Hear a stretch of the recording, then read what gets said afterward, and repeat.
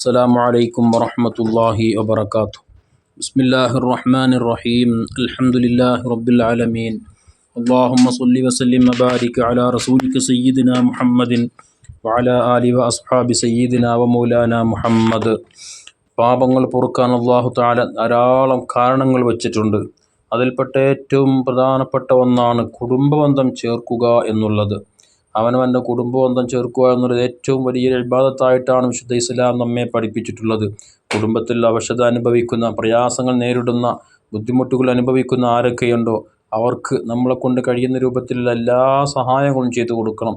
പ്രത്യേകിച്ച് കുടുംബത്തിൽപ്പെട്ട വിധവകൾ, അനാഥർ, അവശതയായി കഴിയുന്ന പലർ, അവർക്കൊക്കെയും നമ്മളാക്കൊണ്ട് കഴിയുന്ന സഹായങ്ങൾ എത്തിച്ചു കൊടുത്താൽ ഏറ്റവും വലിയ പുണ്യമുള്ള ഇബാദത്തായിട്ടാണ് വിശുദ്ധ ഇസ്ലാം നമ്മെ പരിചയപ്പെടുത്തിയത്.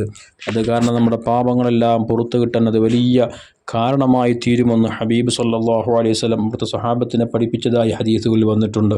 ഇമാം തുർമുദി റളിയല്ലാഹു തആല അൻഹു അബ്ദുല്ലാഹി ബിൻ ഉമർ റളിയല്ലാഹു അൻഹുമയിൽ നിന്നും ഉദ്ധരിക്കുന്ന ഹദീസിൽ കാണാം, ബഹുമാനപ്പെട്ടവർ പറയുന്നുണ്ട്, അന്ന റജുലൻ അത്തൻ നബി സല്ലല്ലാഹു അലൈഹി വസല്ലം, ഒരാൾ ഹബീബായ മുത്തുനബി സല്ലല്ലാഹു അലൈഹി വസല്ലം തങ്ങൾക്കിലേക്ക് വന്നുകൊണ്ട് ഫഖാല, അദ്ദേഹം പറഞ്ഞു, യാ റസൂലല്ലാഹ്, അള്ളാൻ്റെ റസൂലെ, ഇന്നി അസബ്തു ദംബൻ അദീമ, ഞാൻ വലിയൊരു പാപം ചെയ്തു പോയി നബിയെ, വലിയൊരു തെറ്റ് ചെയ്തു പോയി നബിയെ, ഫഹല്ലി മിൻ തൗബ, എനിക്ക് പശ്ചാത്താപമുണ്ടോ?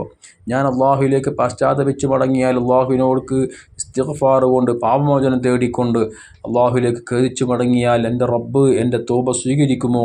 എൻ്റെ തൗബ അള്ളാഹു തആല കബൂലാക്കുമോ? ഇതാണ് അദ്ദേഹത്തിന് അറിയേണ്ടത്.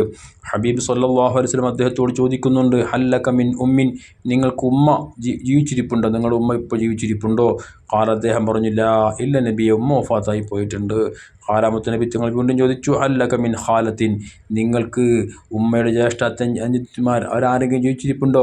ഉമ്മയുടെ ജ്യേഷ്ഠത്തി മൂത്തമ്മയോ എളാമയോ അങ്ങനെ ആരെങ്കിലും ജീവിച്ചിരിപ്പുണ്ടോ എന്ന് ചോദിച്ചപ്പോൾ ഖാല, അദ്ദേഹം പറഞ്ഞു, നഅം, അതെ, ഉണ്ട് നബിയെ, ജീവിച്ചിരിപ്പുണ്ട്. ഖാല, അപ്പോൾ ഹബീബ് സല്ലല്ലാഹു അലൈഹി വസല്ലം പറഞ്ഞു, ഫബിർറഹാ, അവർക്ക് നീ ഗുണം ചെയ്യ്, നന്മ ചെയ്യ്, അവരുടെ കാര്യങ്ങളെല്ലാം ഏറ്റെടുത്ത് എന്നെക്കൊണ്ട് കഴിയുന്ന സഹായങ്ങൾ, സഹകരണങ്ങളൊക്കെ ചെയ്തു കൊടുക്ക്. അത് കാരണം അല്ലാഹു തആല നിൻ്റെ പാപങ്ങളൊക്കെ പുറത്തു തരുമെന്ന് ഹബീബായ മുത്തുനബി സല്ലല്ലാഹു അലൈഹി വസല്ലം തങ്ങൾ അദ്ദേഹത്തോട് പറയാം.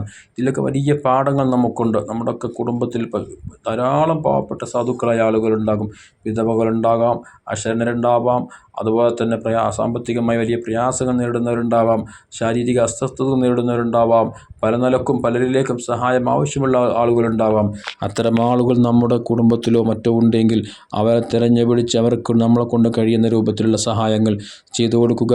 നല്ലൊരു വാക്കുകൊണ്ടാണെങ്കിലും മറ്റുള്ള സഹകരണങ്ങൾ കൊണ്ടാണെങ്കിലും അത് ചെയ്തു കൊടുക്കുക വഴി നമ്മുടെ പാപങ്ങൾ അല്ലാഹു തആല പുറത്തു തരാൻ അത് വലിയ കാരണമായി തീരുമെന്നാണ് ഈ ഹദീസ് ഹബീബ് സല്ലല്ലാഹു അലൈഹി വസല്ലമ നമ്മെ പഠിപ്പിച്ചിട്ടുള്ളത്. അല്ലാഹു തആല നന്മകൾ ചെയ്തുകൊണ്ട് റബ്ബിൻ്റെ പൊരുത്തം സമ്പാദിക്കാൻ, പാപങ്ങളെല്ലാം പൊറുക്കപ്പെട്ട നിലയ്ക്ക് ഈമാനോടെ മരണപ്പെടാനൊക്കെയുള്ള സൗഭാഗ്യം നമുക്കും കൂട്ടുകുടുംബത്തിനും അല്ലാഹു നൽകട്ടെ. ആമീൻ.